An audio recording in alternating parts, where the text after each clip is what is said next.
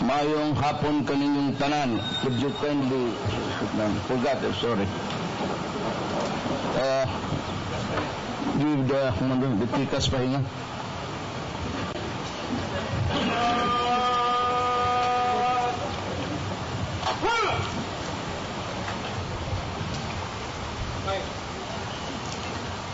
You know, we have the challenge of our generation.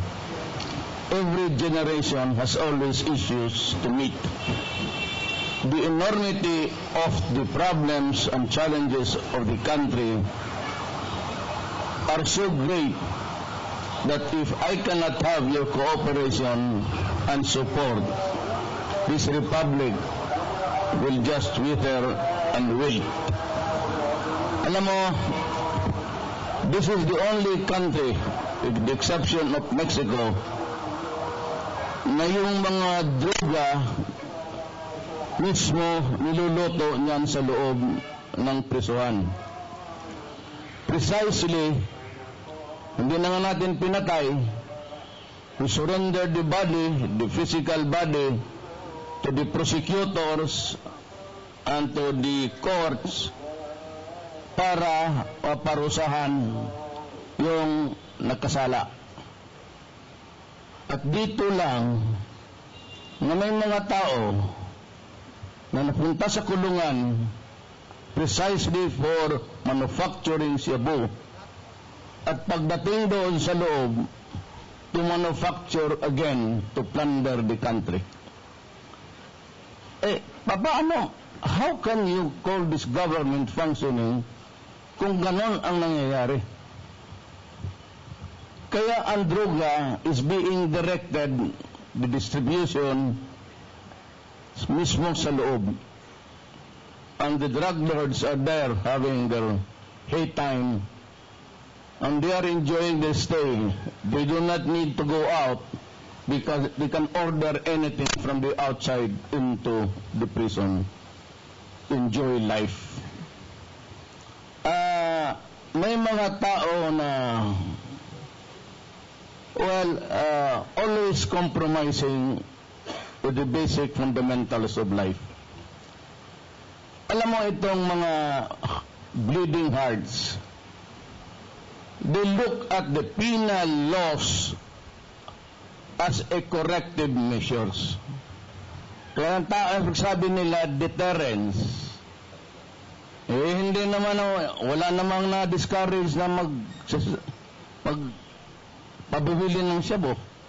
Wala bang po yung discourage mag-kidnap? Wala bang po yung discourage nag-hold up, nag-rape? Nga naman. So it has not deterred. Paano ma-deter kung hindi mo nga pinapatay? We have 1,000 and they call it deterrence kasi nandyan yung death penalty noon. And yet, sabihin ng mga, well, of course, yung mga ibang pare, hindi naman lahat, mga obispo, you know, despite the fact that there is the death penalty law existing at that time, it never deterred the criminals from committing their acts. But of course, because we never implemented the law. Wala ngang pinapatay, so paano sila ma-deter? Now, the other side of the fundamental principles of criminal law is retribution. Ito, baka sakali matakot ka kasi nandyan yung death penalty. Ito, hindi ka na kailangan matakot. Talagang mamamatay ka, matakot ka o hindi. Because this part of the law says, it is retribution. Magbayad ka sa ginawa mo sa the community. Diyan kami nagkakadiferensya. Because they say that it does not deterred. E nandiyan nga yung criminal law, wala namang ginagawa kasi walang pinapatay. So walang trabaho yung plug doon sa electricity sa Meralco para kung kirig ka. Na itong retribution, magbayad ka. Dito ako. Pero pagka nandiyan nasa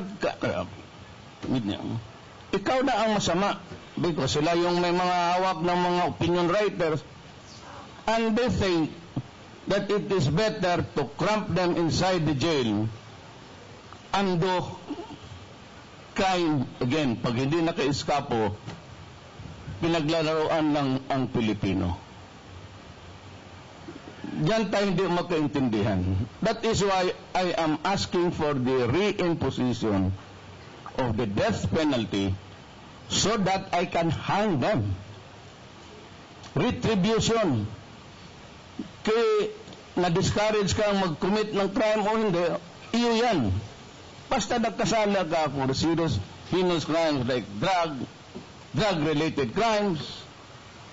Ngayon ko lang makita dito na ang mga tao sa mundo are reduced to animals.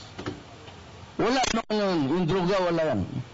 Before the advent of marijuana, lahat na, wala yan. I mean, they rape before, but bestial instincts.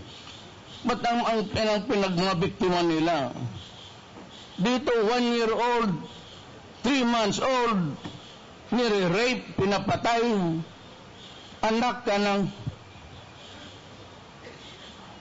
Tapos sabihin nila, wag yung death penalty kasi inhuman. Ano pa bang makita po ng human killing an 18-year-old child, raping her? Because drugs has reduced the human being to the bestial stage. Parang mga animal na. Yan ang hindi naintindihan ng iba. But we in government, ako man, I was a practicing lawyer then, I used to defend my clients. Pero sa totoo lang yung mga ganon, sabi